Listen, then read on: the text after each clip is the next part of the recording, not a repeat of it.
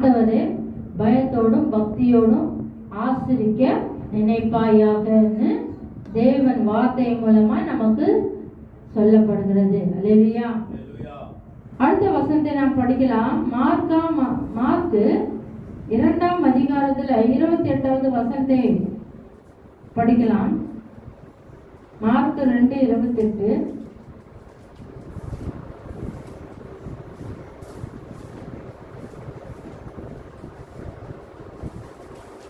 இதுல சொல்லப்படுகிற காரியம் என்னன்னா பாத்தீங்கன்னா, மார்க் 2:28 வசனத்தை நாம் படிக்கலாம்.